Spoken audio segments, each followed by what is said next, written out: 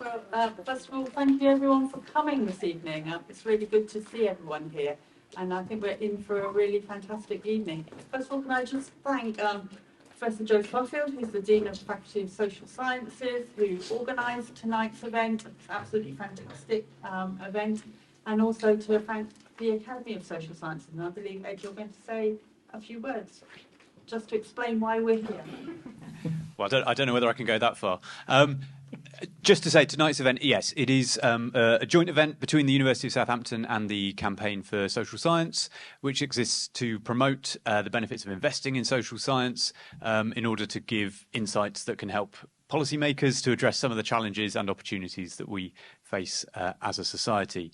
And we are particularly grateful to colleagues at Southampton for partnering with us on this and for helping to bring together a really excellent panel, as I'm sure the Chair will go on and tell you. Tonight's event is being recorded and it will be hosted in due course on the Campaign for Social Science website in our Election 24 hub. Election 24 is a project we're running where we are, as I say, showcasing insights and foregrounding good social science research and practice to help policymakers draw on good social science evidence so that they can make evidence-based policy as we come into an election year.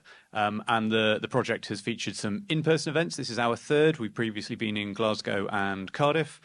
We've got events coming up in Newcastle and Swansea. We've also had a series of webinars.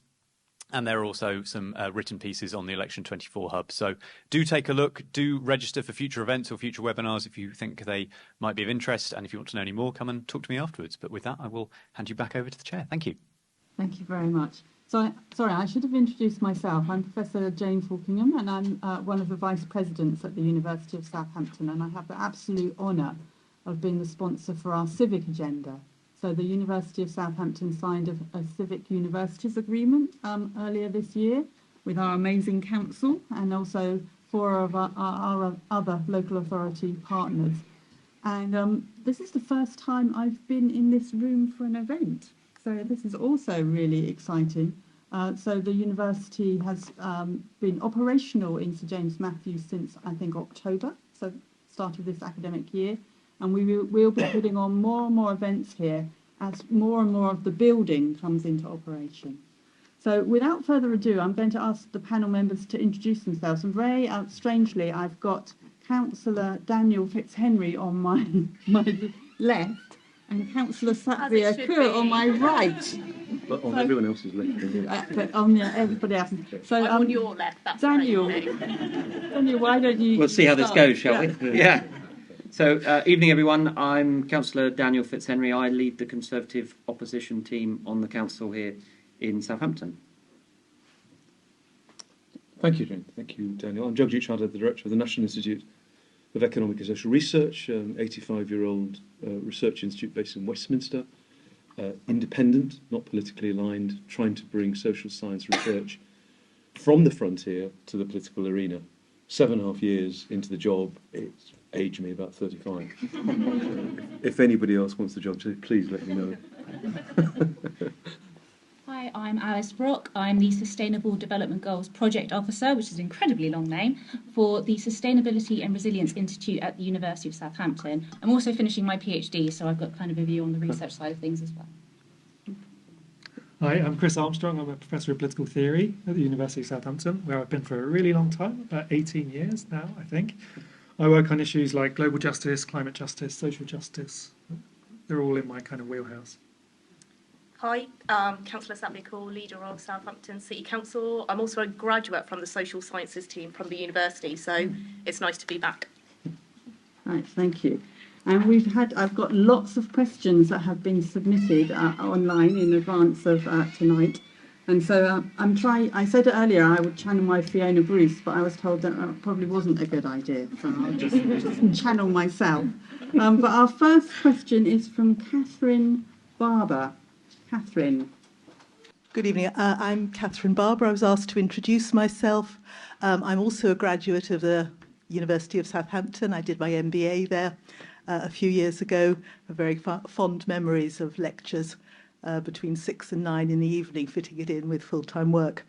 I'm the first ever Green Councillor here in Southampton and live in Portswood, and really, really happy to be part of this city. So my question is for the panel: how can sustainable growth be considered in one phrase? I believe the two words are at odds to each other. Could you elaborate, please? So who would like to start? Maybe Alice, given you're the sustainable I am the development. sustainable person, yes. I had a bit of a quandary with this one, because in a lot of ways, yes, if we're talking about traditional GDP, where we're constantly consuming, that doesn't really fit with the idea of sustainability. Yeah, that's, you look at every paper that has examined this, it goes, we can't keep consuming.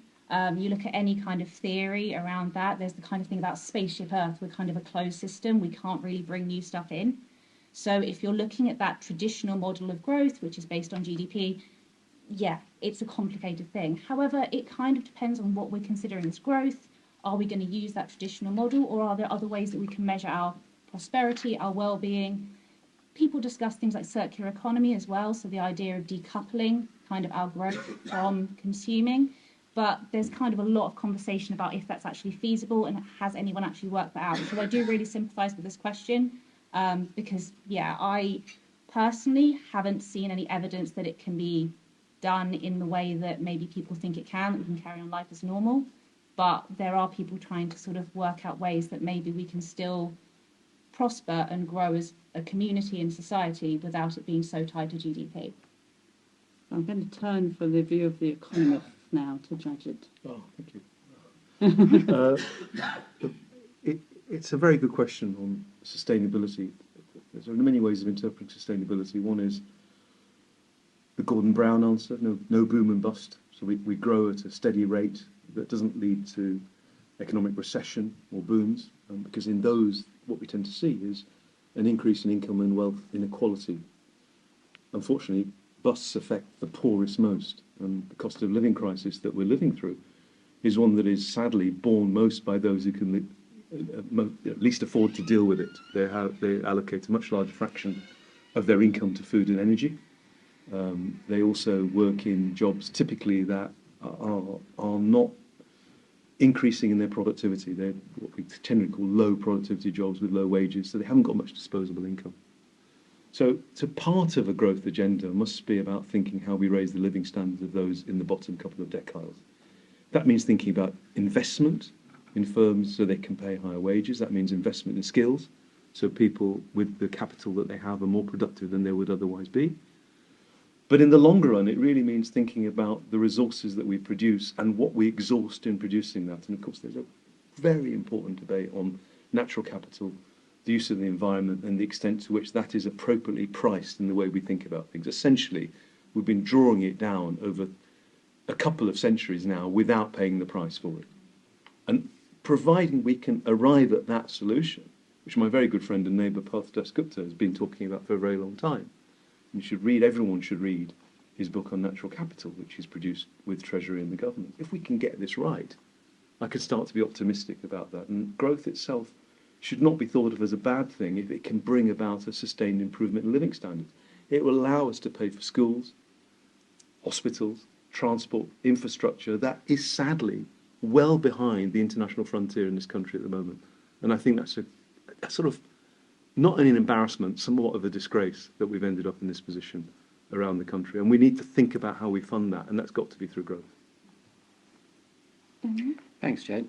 Well, I come from the school of thought that we are positive, growth-minded people. You know, it's the human spirit that creates what we create. It's not anything else. And so I actually believe growth can be highly sustainable. We haven't had to do that in many ways because we've had an abundance of cheaper energy provision, which effectively, and we transitioned into an oil-based economy over the last 150 years. And that has been abundantly available and has become more available, of course, as prices have gone up. And there has always been a concern that we will run out, and we never have yet run out. And there's this debate going on about peak oil at the moment, isn't there? When are we going to hit it? So I think, Catherine, for me, I'm a believer in human spirit and ingenuity to find new solutions, and that can be very sustainable. So growth actually can be incredibly sustainable, But there are transitions. We didn't end up here overnight, and we're not going to get where we want to get to overnight. And we all know when we get to 2050, we'll be facing new challenges, whatever those challenges are that we can't see right now. But we're in a very unproductive economy. And actually, most of the G7 and the G20 are quite unproductive because the amount we're borrowing as economies is significant. The amount of interest and debt we're repaying is considerable. You know, if we can use capital more effectively and more efficiently, because sustainability is about efficiency and productivity and output and raising standards for the poorest, and skills is crucial to that in my mind. Allowing people to take their God-given ability to provide value and support them in doing that, I believe is what we should be doing as best we can. So I start from a place of positiveness. I don't buy into all the negativeness. It doesn't mean to say that I don't agree with some of it, but I believe that we can find positive solutions and we can continue to grow, but it won't look like it has over the last 50, 100, 150, 200 years. Thank you. Thank you. Oh, Chris gets to go last. Yeah. So, if I'm honest, it really, really frustrates me when people talk about how we can't afford to be sustainable because it doesn't align with growth. I would argue you can't afford not to be sustainable, and actually it does increase growth. I think it's so integrated and so vital that people start mentally thinking about them absolutely joined at the hip. You can't have one without the other. So it's one of the reasons that from a council perspective, we've set up a Renaissance board, which has all the anchor institutions around the table. And we've got 3 priorities for the city: becoming a marine and maritime city, destination city, and the final one is sustainable city, because we see it as such an important part of future growth and where the jobs of the future are going to be. And we see our city and our region as having all the right ingredients for that growth and bringing in inward investment within that space, that we want to be leaders in that space rather than followers. I mean, using Southampton as an example, we were the first people in the 1980s. Alan Whitehead kind of started the first kind of district geothermal scheme that now has been rolled out across the country. A few years ago, we had the first commercial port to use shore power. When it comes to the green industry and growth, there are a number of skills that are associated with that. There are a number of new jobs associated with that we're already missing out on to other countries, that we really need to be leaders in. And I mean, if you look at the space of using I'm a bit of a housing nerd, but using housing as an example, at the moment, people are spending money building homes that are going to need to be retrofitted within 5 years' time. That is absolute madness. We are costing ourselves money rather than saving money. Of course, we want to look at the most people that are most deprived, but actually, if we didn't cut a decade ago around energy efficiency, we'd be saving people money on their energy bills at the moment. It wouldn't be an issue. Why are we dependent on an energy source from across the world when actually we should be allowed to generate our own energy? We need the national grid to sort itself out, because every business I talk to wants to expand and wants to grow their business but are restricted by the national grid. So that needs to be sorted. It's why the Labour Party have said they want to go strong on the economy, have talked about their green prosperity plan and investing in that, because they absolutely see it as the future of this country and the future of the economy. I can go on forever, but I'm very, very passionate about it. So no, I don't disagree that they are somehow separate. If anything, you can't have one without the other. Thank you. And I just saw that obviously the U1 bus is working very well. And we've just had a batch of people arrive on it, so nice to see you. I'll give Chris the last word on this one. This is a really, really important question. It's something that worries me a lot. I think, on the one hand, as Daniel says, growth has done a lot for us. Growth has brought millions, billions of people out of poverty. But I'm really worried that our continued political addiction to growth is now taking us in really dangerous places. So Jagjit mentioned the Dasgupta, part of Dasgupta. He has this big doorstopper, the Dasgupta Review on the Economics of Biodiversity. You could read the executive summary, maybe. And what's really interesting about that is that Dasgupta is, a really mainstream economist saying that we are steadily eroding the ecological foundations of our societies, and we need to shift course. Right? We can't have endless GDP growth. We can't keep on consuming the natural capital of our world and assume that it will keep on providing the services that we depend on. So we need to look to all kinds of different alternatives for growth, growth as people, growth as communities, but we also need to think about questions of distribution. If we're not going to be seeing the kinds of GDP growth that we've seen in the past, and it looks like growth has been sluggish for some time, we need to think really seriously about who gets what and how we can spread our wealth around in a fair way, I think. Thanks, Chris. We've had quite a lot of questions come in on the growth agenda, but I'm going to move us on to a question on generations, which actually does link across to what we've been talking about here. We've got two questions. The first is actually from Councillor Pat Evemy. Thank you. Pat, please. Given the challenges of future sustainability, why do so many young people decide not to vote in elections? So I'm going to start with the politicians on this one rather than the academics. Satvir. You should have given me some prep with that one. No, I know it's particularly an issue for your ward, which has so many students in there, and I know it's really frustrated us. A plea to the universities is there's a huge frustration that a lot of students don't register to vote, and actually, personally, I think it's far easier to do an opt-out once you become a student rather than an opt-in, because you should be having a say over where you live and your local neighbourhood and your council. So I've been asking for it for years, so anyone that can help sort that out, university people, that would be fantastic. So it's not that, so from my opinion, in answer to your question, I don't think it's a case that young people don't care, and I think it frustrates me when people act like young people are this one homogeneous blob, because they're not. They passionately care about their neighbourhood, their friends, what's impacting them. A lot of the decisions that government makes is going to impact them in future. What we do now, particularly around this topic, is probably going to impact the next generation so much more than it's going to impact ours and future generations. I find this more in areas of deprivation and young people. Like, I'm born and bred in a city, by the way, free school meals kid. And I think I think the barrier is a sense of belonging, aspiration, thinking that your views are going to go somewhere. And I think that representation has a huge part to play in that as well. I mean, we're quite unique in Southampton, where we do have a lot more younger people compared to other ones. Other councils, but I do think there's a big part we need to play in getting young people more involved with decision making in Southampton. We're becoming a trial-friendly city for Southampton, where we get young people more involved with decision making on policy and kind of place shaping, and hopefully that will start to change things. But my concern is that we continue to treat them like an us and them, and actually the issues that we're dealing with will impact young people. They do have a say. It's about getting them around the right tables. And I think, sorry, I feel like I'm going on too much, but I feel like our default is inviting them to a board meeting, whereas they're probably just going to sit there, not really understand the jargon and not really then therefore engage. And we think they're disengaged, but actually going to young people saying, what is most important to you? How do we work with you to try to address those issues and concerns? Yeah, I mean, as humans, we all have a priority list, don't we, of things that we want to do, things that are important, the time we allocate to it, and that will change as we get older. I think the system is very open. You know, anyone at age 18 and above can vote.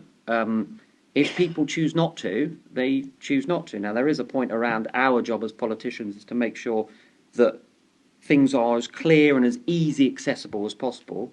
I think we're in a period of time where more people, if they were going to vote, are going to vote now. I mean, we've had some pretty high turnouts in the last few elections, some pretty seismic stuff for the UK, and there's a lot going on internationally. The interesting thing that we all have to deal with, and I think as humans we're a bit like this, is, my vote doesn't affect what's going on. Well, it absolutely does affect what's going on, whoever you vote for. And there is an accountability piece there where we all say, if I go and put my cross by the ballot paper, I don't get what I want immediately, I'm not going to do it again. But there's a civic duty as well as a responsibility, a civic duty to everybody to vote, in my opinion, but there's also a responsibility as politicians to make it as accessible and easy to understand. And that's a challenge for us all. I mean, Satvir and I have had the benefit of being leader of the council, and we know that we'll be on boards and doing something, sometimes going, I think I get that, but we have to make judgments. So there is a piece around politicians doing their best, but there's also bluntly a responsibility for people to go to the ballot box if they want to go to the ballot box, and if they want to, they'll go. So I'm going to go on to the second question on generations, but again, it's linked through to the first one, thinking about sustainability, and I'm going to ask my academic colleagues to focus a little bit more on the sustainability side of things. So, Kamal Ozbek, please, your question. Thanks. Hello, everyone. Good evening. Good evening. So my question is, how should we evaluate well-being of future generations in today's decision-making processes? So that's quite a technical question. How are we going to evaluate the well-being of future generations in today's decision-making? If we're looking at a cost-benefit analysis, for example. I can feel you coming towards me. Yeah.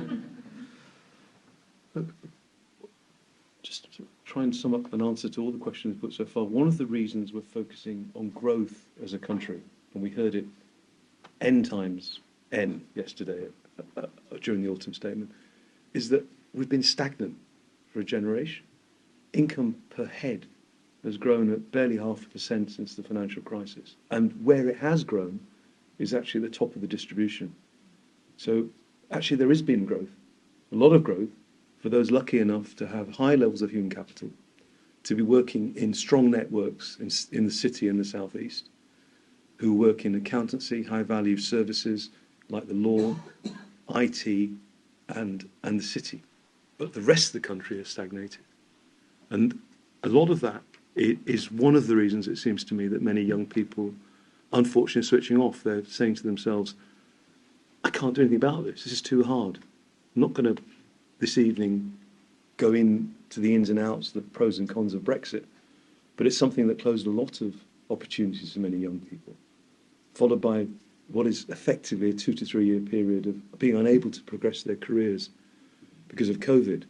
And then the shock of trying to deal with limited finances and the need to pay student loans following the increase in energy and household costs. It's been particularly damaging for young people in the last few years. And there's two responses to that, I guess. One is that they switch off, leave the workplace, and just sort of give up, which would be an absolute disaster for the country. The other is they get galvanised into action. And one of the reasons they haven't galvanised as well is the work we've been doing with the BBC on trying to understand the extent to which media is consumed in a very different way by people of different generations. People of my age, I still get a newspaper delivered. I guess I might be the only one. I know. And I read it I read 2, actually, papers every day. And that puts me in a certain age bracket, and I watch the news at 10. I know my own children, and people even younger, do things in a very different way. And we're not necessarily engaging with them in the way that we ought to, or thinking about engaging with them. And I think that's incredibly important. If we don't engage with the young, they will switch off. Now, there are a number of ways we can do that. One is we have to have inspiring ideas from our politicians. And I'm afraid, and I have nothing more than high regard for politicians, it's a very tough job. But we get the politicians we deserve. And the leaders we've had in the last few years have, to my eyes, been desperately disappointing. And unless young people are given alternatives they can believe in, they won't necessarily participate in the way that they want to, and they need ideas. And I think I'd say one thing, to sort of finish this point, is that the one thing is to remember, and this is the week in which we remember the 60th anniversary of the assassination of John F. Kennedy. There was a man who inspired a whole bunch of people to think about how they could build a better country and what they could do for it. And it would seem to me that is something we have to think about in this country. How can we inspire people and think longer term? So your point about intergenerational stuff comes into many bits of economics.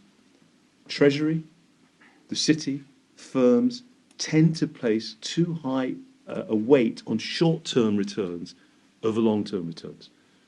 Technical phrase, we discount the future at too high a rate in this country. The way that, for example, HS2 panned out, had there been a clear commitment to do it from the beginning, it wouldn't have turned out to be as expensive as it turned out to be, and it probably could have been built by now. I make no statements about whether it was affecting people's backyards if a train was going through it or not. But the way that we do these things smacks of short-termism, and of course that is ultimately damaging to the young, because a lot of these projects that we need in this country will probably not benefit me. They'll see me out.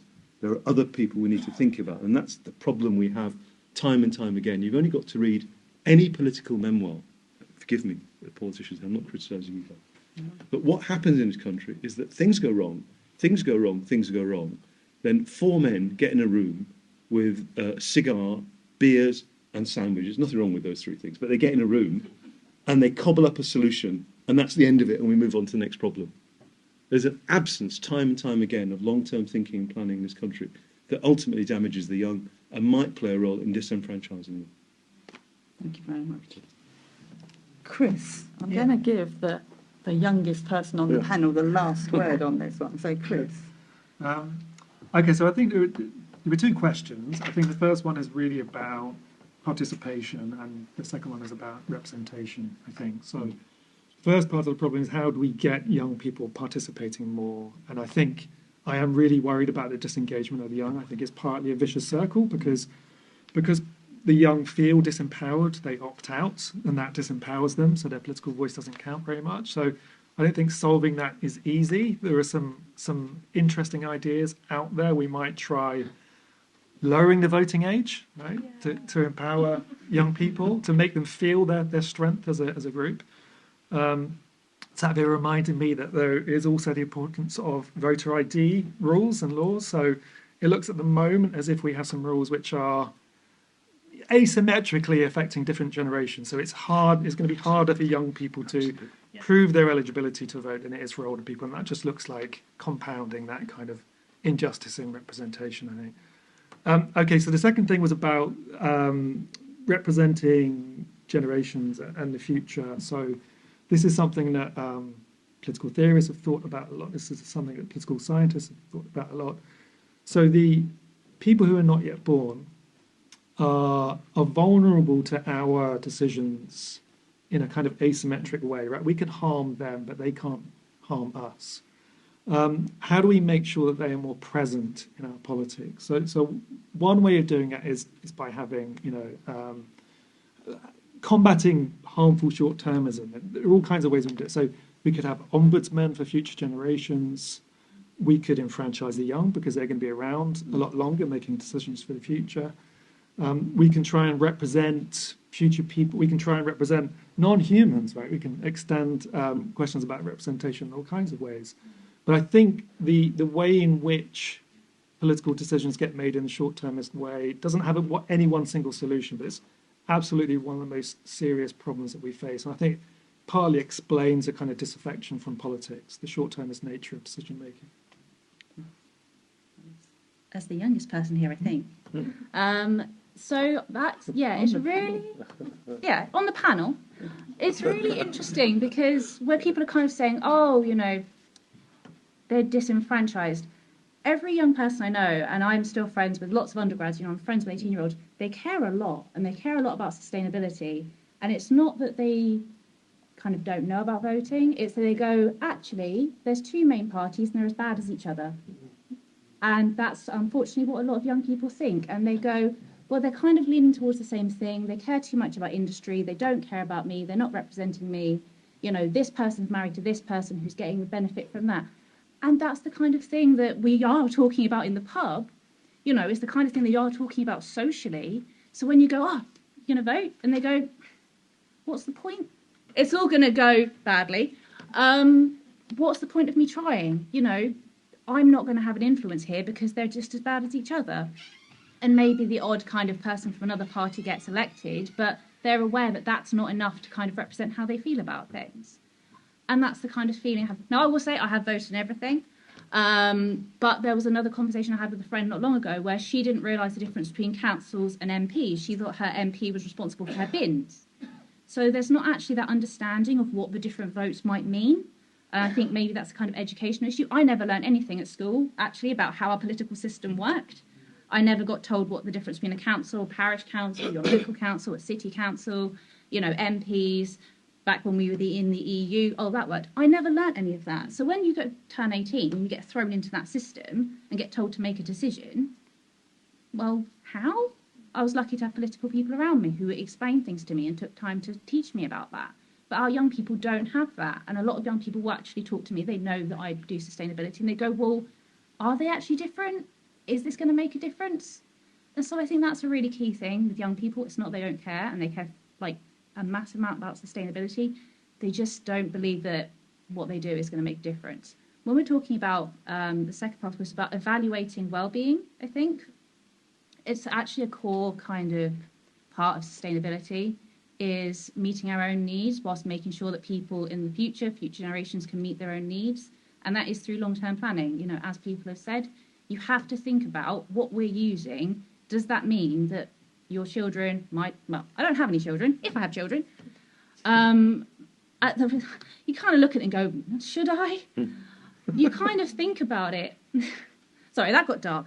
It's bringing my own trauma into things. I apologise.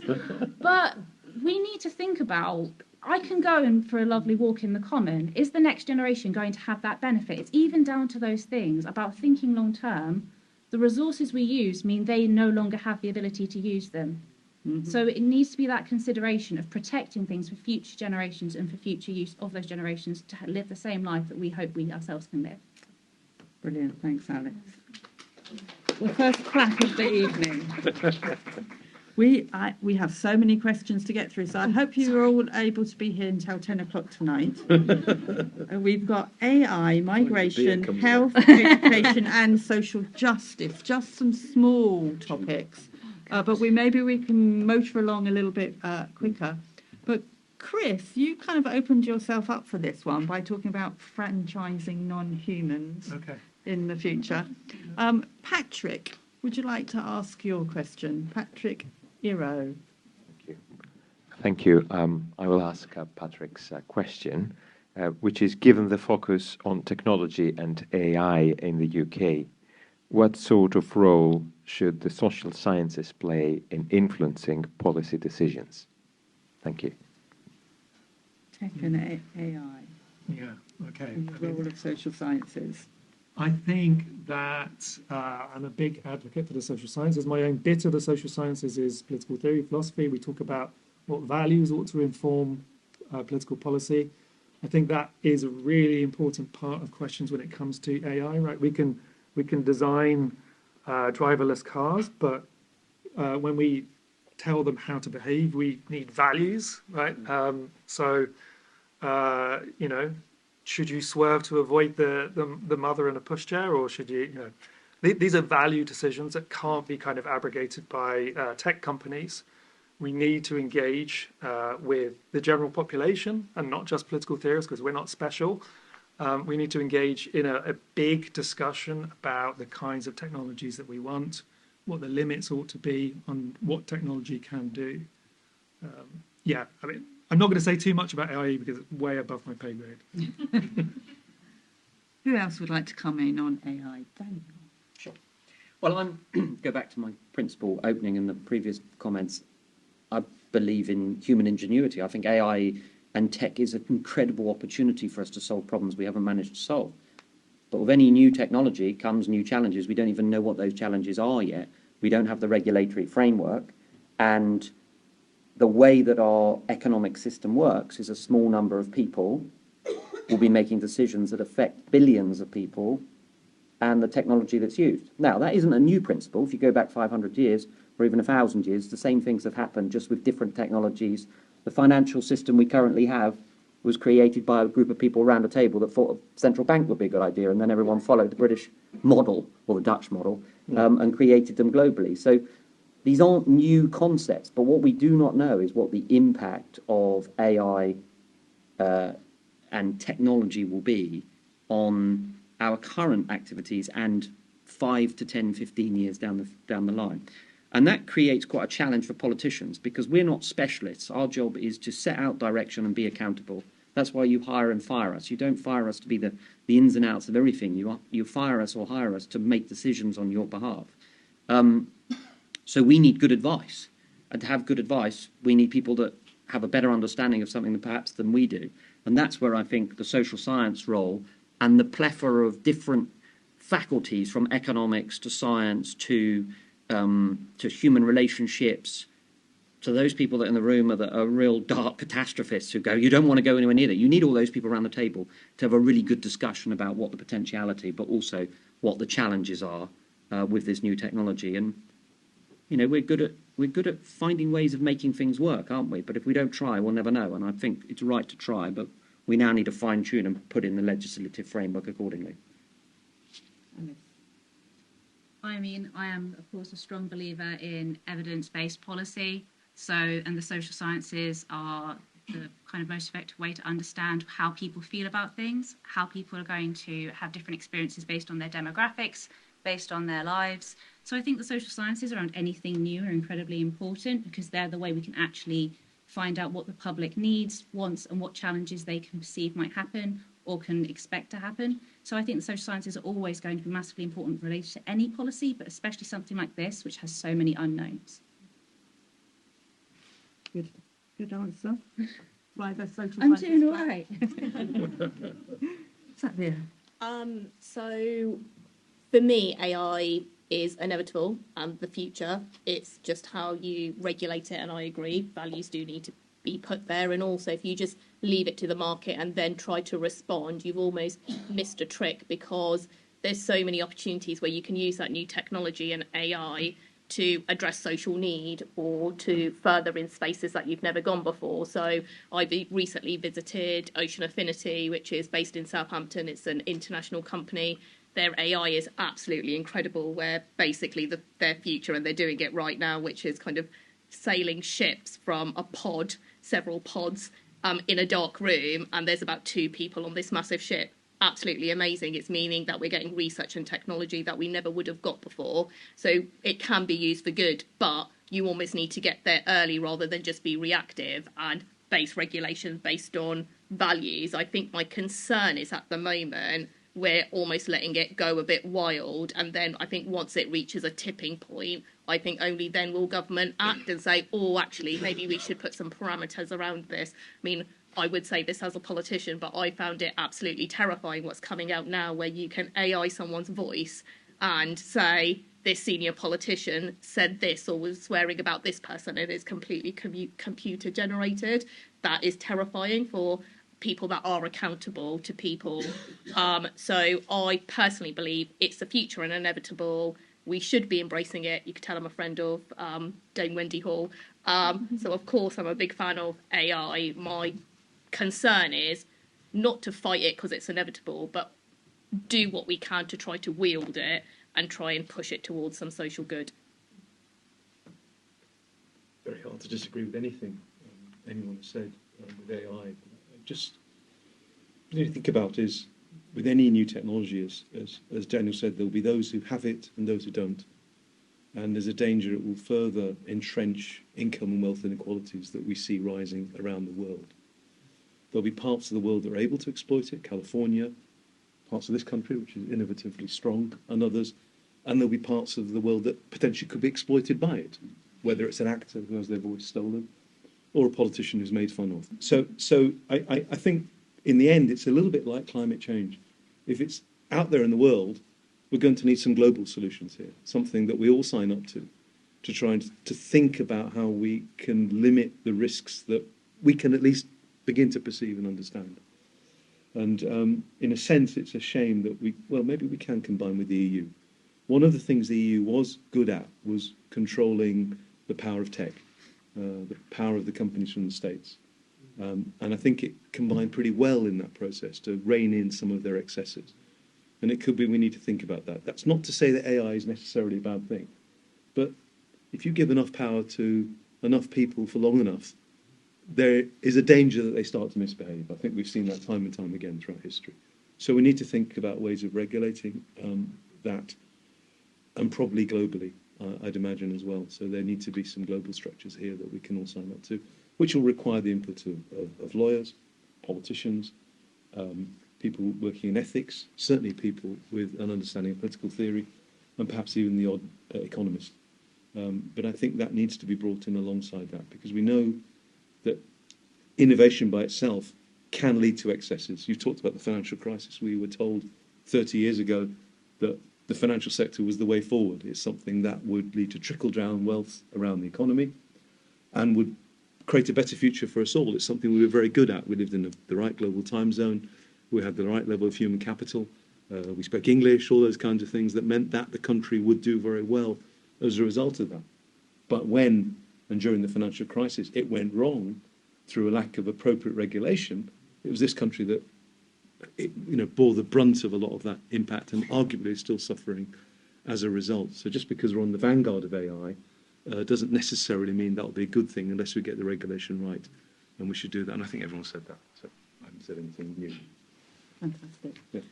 Great. Now we're changing tack again, and we're moving on to the topic of migration. And I'm going to ask colleagues if they can try and keep their answers shorter, so we get a chance to also... Lecturers and politicians. Yeah, I know. So we can also cover a little bit of health and education, because those are just important topics too. But Professor Appiah. The microphone is migrating. Yes, I'm loud enough though. But so the sustainability agenda is going to have to address forced migration, especially, but not only climate migration. So a key issue is how to address how forced migrants can be mobilized to be agents of sustainable development. So my question is, in the context of the UK, where immigration systems treat refugees and asylum seekers as temporary phenomenon and often a direct threat to culture, wealth, security, what can councils do to support central government in advancing an approach for refugee and asylum seekers as an inherent and long-standing part of sustainable development and social transformation? And that's a question, I think, for you, Satvir. What can councils do with government to support government? So if government want our support, they need to start talking to us more and get out of their mind that it's a phenomenon for starters, and stop pretending that once they've put asylum seekers in hotels, as soon as they're out of their hotels, suddenly that population doesn't exist, is a huge frustration for councils and actually makes me very upset. So in Southampton, we're a proud city of sanctuary. We've had people from all around the world make Southampton their home, mainly because we're a strategic port for thousands of years. It's the reason why we are the great city we are. We're multi-skilled, talented, diverse, resourceful. I mean, the University of Southampton is a classic example of migration working at its strength, because you bring all that talent, you bring it together and maximise its outputs. As a council, we have a lot of programmes in place to ensure that we celebrate our diversity, ensure that we are and we will continue to be a welcoming city. So not only, being a city of sanctuary isn't just the council, but we've got universities of sanctuary and schools of sanctuaries and libraries of sanctuaries and a theatre of sanctuary, you name it, we've got it. I suppose the frustration is, and it was kind of partly in your question, how I think immigrants, and I'm kind of second, third generation, immigrants are seen as kind of second-rate citizens, which is hugely frustrating. And it's not only people that have just come over, it is second, third generations. I remember having a debate with somebody around whether I was British or not, to which my conversation was at what point do you stop being an immigrant and start becoming a citizen of this country? So I think in Southampton, actually, we're quite lucky with our cohesion, and I think we use it as a strength, but there's lots of places that don't. And I do think the current narrative coming from government is really divisive and dangerous, and needs to be tackled head on and get away from the idea that migration is a bad thing because of migration you can't get a GP appointment, or you can't get your kid into the local school, or something else has happened. But actually, in reality, those public services have been starved of investment, and that's the reason why you can't get a GP appointment or your kid into a local school or other infrastructure. And actually start celebrating the fact that the UK is based on immigration. We've grown as a result of it. We will continue to grow as a result of it, and be proud of that and enhance it. And that's what we're trying to do in Southampton in the best way we can.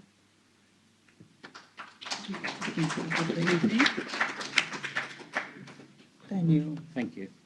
Well, I disagree with a fair bit of what Satvir said there, but the fundamentals for me are that it is right, and if we're supporting government, that countries should have sovereign control over their immigration policy. And what that means then more locally is, how do we support those that most need it in the best way possible? Now, we know there are sites in Southampton where there are numbers of people that are having their asylum seeker application processed, and we're looking after them. And I think it's right and proper that we look after people if they need it, but it's also right and proper that we have a limit, a number on how many people we can do that for, so we can do a proper job of it. Local government's job, really, is to make sure that we deliver local services for local people. And at some stages, like in the Ukraine war situation, we legitimately opened our city and said, for a national system, come to our city, we will look after you. And we work very closely with government on that scheme. We also did it very closely with the Afghan support scheme at the appropriate time too. So there is quite a close link between local and national government. We've got to be able to fund services effectively, which means productivity gain, and it means income, and it means wealth creation in order to fund things. You know, Satvir and I could debate all day long that if there is a Labour government, this magic money tree that we're talking about might well go into play, but actually it is about having the resources available, and then it's using them as best you can within the context of everybody would always want more constantly. That's the nature of the beast that we're in. But local government can do a very, very effective job of working with national government to support those that most need it. But there has to be a limit to those numbers, and it has to be controlled. The UK is incredibly open, and rightly should be, because that benefited us, but there has to be controls and mechanisms around how we do that. Thank you. Migration is such a difficult issue, both the sense in looking after what we call the native population, but also giving opportunities that reflect tolerance and empathy for people around the world. People don't get in a boat other than having been pushed away by disasters in their own country. We would look to tolerance for those people who've suffered enormously in their process to get here. So I think let's look at the economics of this, which is what I should stick to probably. We have a very, what economy called a tight labour market. We haven't got enough people to do the jobs that firms want to hire them for, so we've got a tight labour. As a consequence of that, we've had a huge increase in migration in the last couple of years. Some of the biggest numbers we've ever seen. You know, have some issues with ONS numbers and a number of levels, but they seem very high. And that seems right and proper. We've got twice as many vacancies across the country as the number of unemployed that we have. That's the sort of ratio we tend to look at for tightness in labour markets. The labour market is as tight as it's ever been.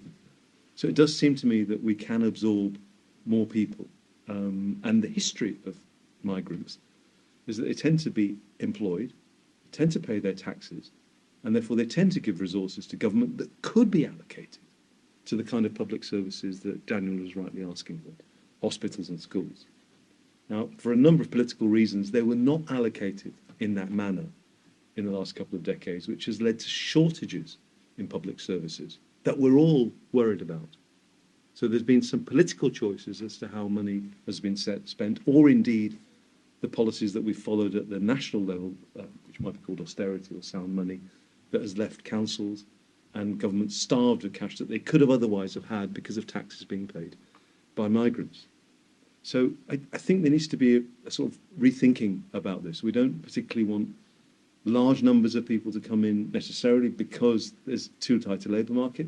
In the longer run, we absolutely need to train better people domestically in vocational education. Perhaps there's been too much of an emphasis, I'd be careful I say this given I'm at the University of Southampton, on universities rather than places of vocational education. I think there are absolute shortages across the board in vocational areas. The University of Southampton might do some of those as well. So we might need to rethink how we do higher and further education that in the longer run will provide the skills and services that we need in the economy. Then in the shorter run, take a view as to what level of migration we're able to absorb in the country. But I would certainly favour a more tolerant, empathetic and understanding approach. And the whole issue of Rwanda seems to me to be a complete red herring, put forward as a smokescreen against a very high level of migration. I find the whole thing very difficult to understand. Perhaps someone can explain it to me later on. One bit of work the National Institute did recently was on refugees and whether they can work. And there was some work done by my colleagues looking at the impact on productivity and employment in a world of labour shortages and in a world in which very well-educated people are unable to work for long periods because their applications are being processed. And we find that's not a sensible thing. So we need to find ways of letting people who can work while their applications are being assessed. I don't think that's a problem in a tight labour market. And that's something maybe local authorities and government could just get together and arrange. I hate to see anyone not working from work, but if I hear of a Syrian doctor who can't work and could work, and we're also being told there's a shortage of GPs, it just seems to me we should just sort that out. Yeah, So that would be my comment stance. So you kind of asked here about sort of champion of sustainability and that kind of aspect, which I feel like we've kind of sidled around.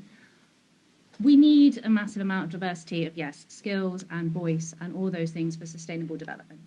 That is part of the Sustainable Development Goals, is that we require people from across the spectrum to bring different experiences and different understandings of things that we might not have in our own communities. So from that perspective, having that broad range of people and celebrating the differences they have, people get quite scared about, like, we're going to lose our culture. British culture is a very big mishmash anyway. But bringing in those different things, those different methods of doing stuff, different people's kind of cultural ways of doing stuff, actually can have massive value in terms of how we do little things such as like how you preserve your food. It's these little things that actually can have. But really, I've learned a lot from people. I've got Polish friends and they're like, right, do you know how to ferment anything? And I went, no. They went, you need to learn because you can then preserve your food. And I was like, well, I would never have learnt that before. So that sounds like a little thing. But actually, learning stuff from each other and appreciating those things is really important for sustainability. Thank you. I think I'm going to move on, Chris, unless you've got a burning desire to jump in. And we're moving on to the topic of health. And Professor Deborah Gill, I believe you have a question for us, or two. No, I'll ask one because I think the time is short. So I'm Vice President Education and Students, but I've spent more than 30 years working in the National Health Service. And my question is about thinking about as the number of older people in the population begins to increase relative to those who are in work, will increasingly need affordable and sustainable social care. So what do you think, do the panel think are the short, medium and long-term policy decisions that need to be made to support that? Who's got their hand up to jump into the social care first? Yeah. So one of the challenges with our current system, of course, is that we're not incentivised to take responsibility for our health because we can just get everything for us. And the growing list of things that we can get treated for has gone up and up and up, and that is costing us more and more percentage of GDP. So as a whole population, that is expensive. And whether it's sustainable in the long term is a discussion for the country to have, because 1.7 million people, 180 billion budget, and 67 million people that it sort of serves these are big numbers that we're throwing around at a time when resources are tighter because we're economically not producing the productivity that we need to produce. So that's a real question of how we fund and what we fund and where we focus the money and the resources we've got and the manpower. Quite legitimately, we don't have the human capital to do all those roles. Social care is going to be the debate that's not being had right now, because nobody knows how we're going to fund the payment to look after the number of old people that we're going to have who need support in the next 5-10 years, not alone the people that are going to be retiring at that age by 2040. I suspect we're going to need to have some very difficult conversations over the next 5-10 years about retirement age. I think we're going to have very difficult economic conversations about what support the state can provide, given we're already borrowing 100 billion a year right now and we've got the highest level of debt to GDP and the highest taxes since post-war. How much more flex is in there in the system to produce taxation or borrowing? And I think we may have a conversation later about productivity. So that's going to be a challenge. Local government will need a solution for the long term about how it funds adult social care, and it doesn't have that right now. And indeed, I would suggest the political agenda has been set by the Conservative Party about what the tax position is. The Labour Party will outline what theirs is for the next general election, but it doesn't suggest at the moment that there is any huge increase in the tax burden if there is a change of government, and thus new monies will come to fund social care. But there will need to be something if we're to fund this properly, or we will continue to what we're doing now, which is iterating towards some kind of solution that nobody knows what it is.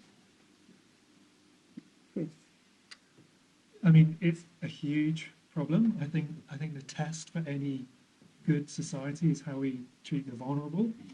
We're all vulnerable when we are young, when we are old, when we are sick. Right? This is part of our lives, but it seems that we are really relegating this as a political issue. We're not putting the resources into social care that we are obliged to do, I don't think. So there are thousands upon thousands of people working in social care on 0-hour contracts who are earning on average less than people who work in supermarkets, which just suggests we've got our priorities all wrong, I think.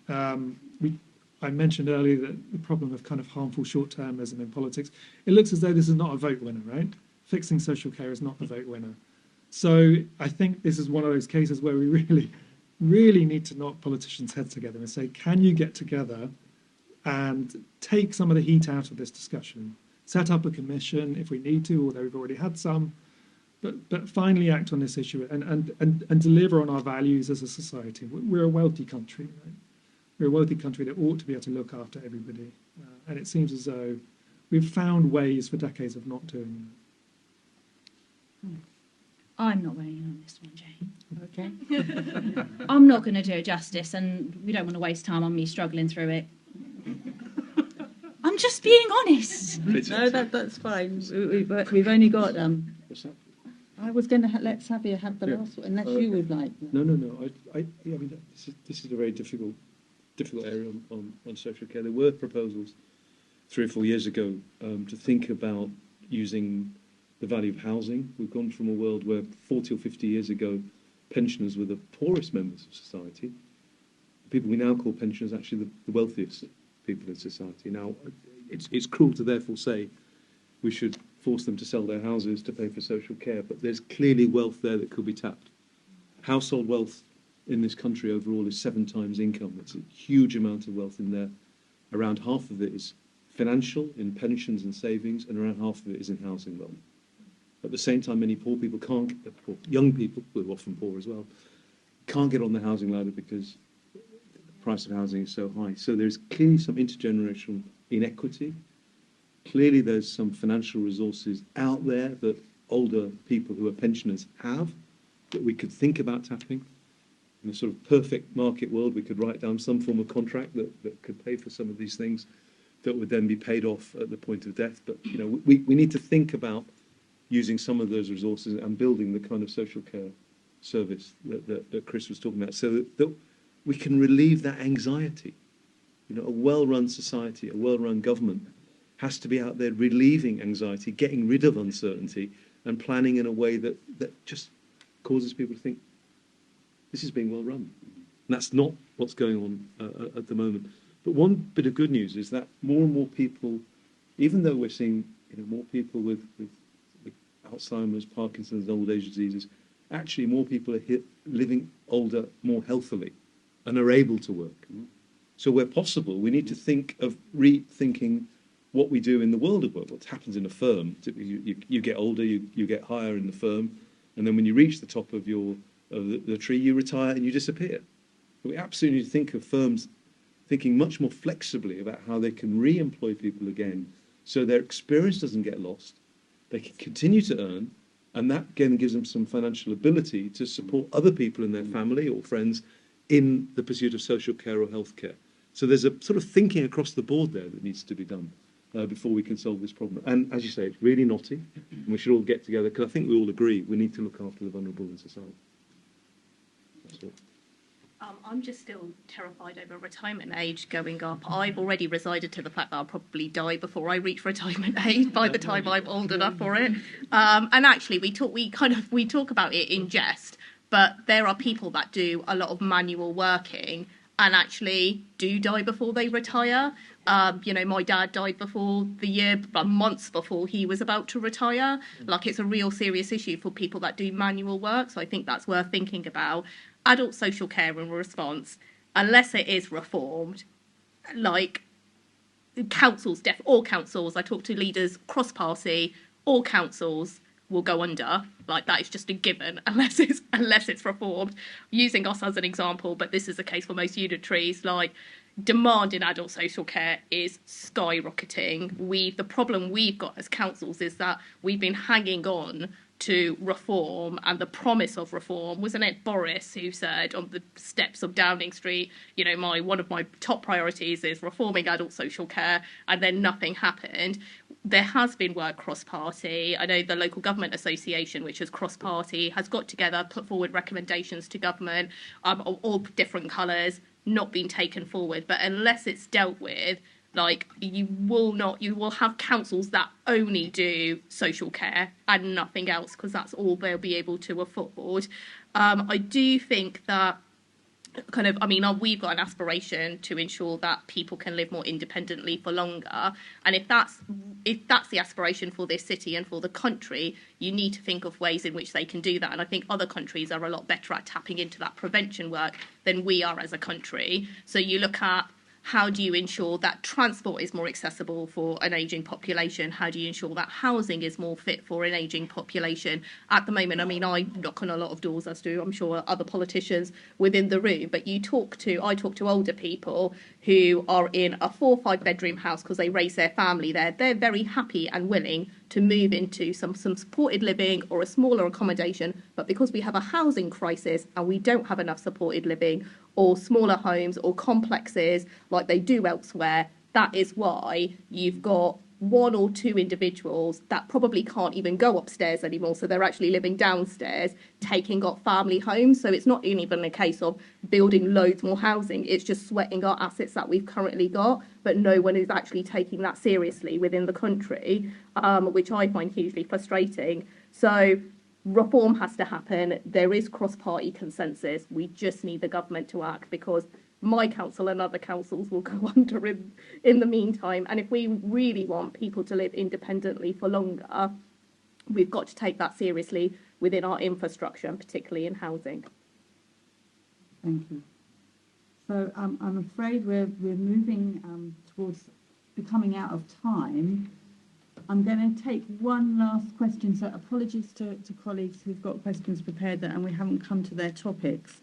I'm going to turn to a last question from Ed Saltmarsh, who's an alum, and I want the panel to focus on just a one-sentence answer each, if I may. So, Ed. Hiya, thank you. So my question builds on a theme actually of the first question that you were asked, which is perpetual economic growth actually compatible with living on a planet Earth that survives? Can we live within Earth's planetary boundaries if we carry on growing forever? Let's start there.